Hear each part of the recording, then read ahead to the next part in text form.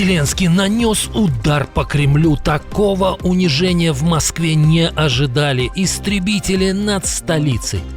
Диверсия на Красной площади. Выступление на параде пошло не по плану. Досмотрите. Путин оскорбил Токаева. Ошибка или осознанное неуважение? Расскажем. Острая критика главы Кремля и быстрая расправа. Кого отправили на верную смерть за угрозы в адрес власти? Мятеж подавлен? Об этих и других событиях к вечеру субботы 9 мая. Оперативно о главном в Украине, России, Беларуси и мире. Это «Нехта». Я Олесь Корниенко, и мы начинаем. Говорит и показывает Москва.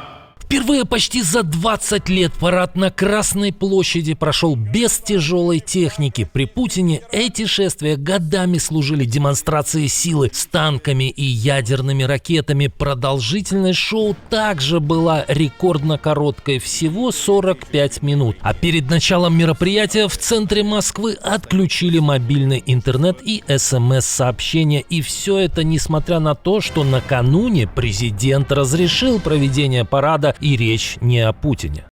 Учитывая многочисленные просьбы с гуманитарной целью, очерченные в переговорах с американской стороной 8 мая 2026 года, постановляю разрешить 9 мая 2026 года провести парад в городе Москве, Российская Федерация. Все-таки Украина нанесла удар по Кремлю. Удар гораздо мощнее, чем прилет дрона на Красную площадь. Своим указом Зеленский унизил Путина как никогда. Ранее такое бы просто проигнорировали, но теперь Пескову пришлось нелепо оправдываться. Наверное, горе тому, кто пытается над Днем Победы подтрунивать, да, и такие глупые шутки делать. Это, наверное, скорее его большая беда. А нам не нужно ничье разрешение с тем, чтобы гордиться нашим Днем Победы. Но на деле российские власти как раз учли решение Зеленского, получив, хоть и в издевательской форме, гарантии безопасности от президента Украины, в последний момент на парад вернули истребители, хотя ранее в Москве заявляли, что в программе не будет ни танков, ни самолетов.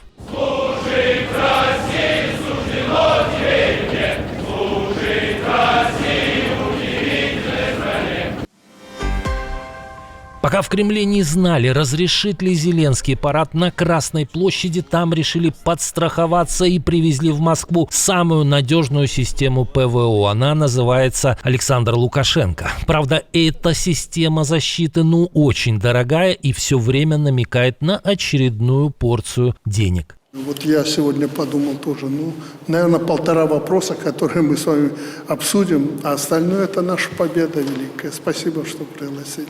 Как думаете, 1,5 вопроса – это сколько будет в миллиардах?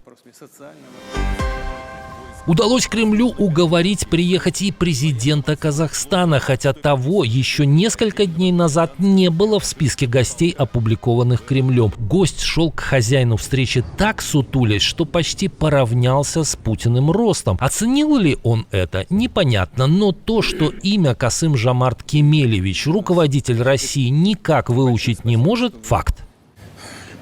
Уважаемый Касым-Жомарт Кемелевич.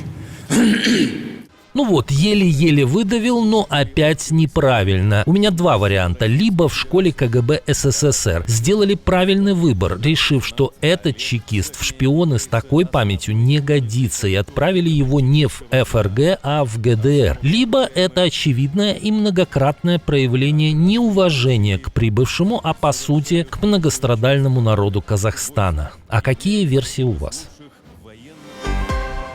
Перемирие между Россией и Украиной может продлиться дольше, чем 3 дня. С таким прогнозом выступил Дональд Трамп. Отвечая на соответствующий вопрос, президент США допустил такой вариант. Я хотел бы, чтобы это прекратилось в России и Украине. Это худшее, что произошло со времен Второй мировой войны. Ежемесячно гибнут 25 тысяч молодых солдат. Это безумие, поэтому это вполне возможно. Ранее Трамп объявил о 3-дневном перемирии. Я рад объявить, что в войне между Россией и Украиной будет действовать трехдневное прекращение огня 9, 10 и 11 мая. Это перемирие будет включать прекращение всех боевых действий, а также обмен пленными по 1000 человек из каждой страны. Эта просьба была высказана непосредственно мной, и я очень ценю согласие Путина и президента Зеленского. Вот только первоначально с инициативой выступил как раз Кремль. Там фактически умоляли Трампа отговорить Зеленского от высылки украинских дронов на парад в Москву. Но теперь помощник Путина Ушаков сделал вид, что это Москва снизошла и согласилась на уговоры Вашингтона. По поручению президента Российской Федерации Владимира Владимировича Путина подтверждаю приемлемость для российской стороны предложенной только что президентом США Дональдом Трампом инициативы, касающейся перемирия для обмена между Россией и Украиной военнопленными. Как думаете, правильно ли поступил Зеленский, что пошел навстречу Трампу? И чего ждать от Путина 12 мая? Продление перемирия, как это прогнозирует хозяин Белого дома, или нового массированного удара по Украине? Последними часами перед перемирием Москва воспользовалась в своем стиле. По данным воздушных сил ВСУ, вечером 8 мая Россия атаковала Украину баллистической ракетой «Искандер-М» и 43 дронами. Украинская армия заявляет, что удалось обезвредить 34 цели, но были и попадания. Ракетой 9 дронов достигли своих целей на нескольких локациях. Брат, тополи? Украина ответила зеркально. Дроны летели на Москву и на Каспий. Мэр столицы Сергей Собянин заявил, что ПВО сбило 2 беспилотника на подлете к столице, а российские мониторинговые каналы в это время писали о десятках БПЛА, двигавшихся через Калужскую, Орловскую и Тульскую области. Неспокойно было и в оккупированном Донецке, но наиболее интенсивной была атака на Каспийск в Дагестане. Великий подвиг поколения победителей вдохновляет воинов, выполняющих сегодня задачи специальной военной операции. Они противостоят агрессивной силе, которая вооружается и поддерживается всем блоком НАТО. И несмотря на это, наши герои идут вперед. Пока Путин рассказывал о каких-то мифических успехах на фронте, Американский институт изучения войны говорит о другом. По данным аналитиков, продвижение российских войск на фронте замедлилось до менее чем 3 квадратных километров в день. И это средний показатель за 4 месяца текущего года. А вот в апреле российские войска понесли чистые территориальные потери, то есть ВСУ отбили больше территорий, чем захватили россияне. Кроме того, уровень потерь оккупантов недавно превысил уровень призыва в армию. В институте отмечают также, что подразделения Азова уже действуют в районе Мариуполя. Речь пока не идет о штурме, но украинские беспилотники уже работают более чем в 100 километрах от линии фронта, нанося удары по логистике вокруг этого оккупированного города. Симптоматично, что парадом на Красной площади поручили командовать генералу Мордвичеву, военному преступнику, командовавшему осадой Мариуполя в 2022. Под государственный флаг Российской Федерации и знамя победы. Мирно! Как думаете, это совпадение или Путину все-таки докладывают о реальном положении на фронте?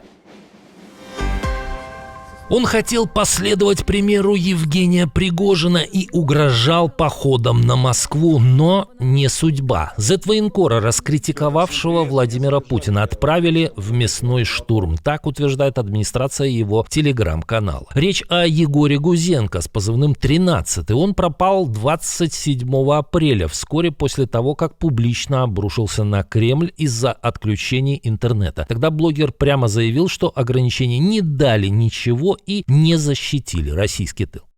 Вы меня, конечно, извините, но знаете, товарищ Верховный Главнокомандующий, то, что вы сейчас говорите, это откровенная ложь. Никого ваше отключение мобильной связи и интернета не защищает. Все это вранье.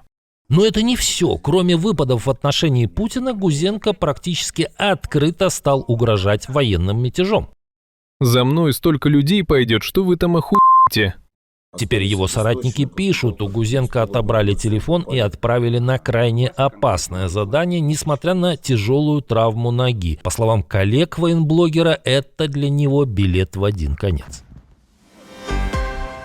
Пока Украине говорят потише насчет быстрого вступления в Евросоюз, одну страну ЕС хочет видеть в своих рядах побыстрее. Глава европейской дипломатии Кая Каллас заявила, что Брюссель хочет ускорить вступление в Союз Молдовы. По словам главы европейской дипломатии, после смены власти в ряде европейских стран для Кишинева открылось окно возможностей.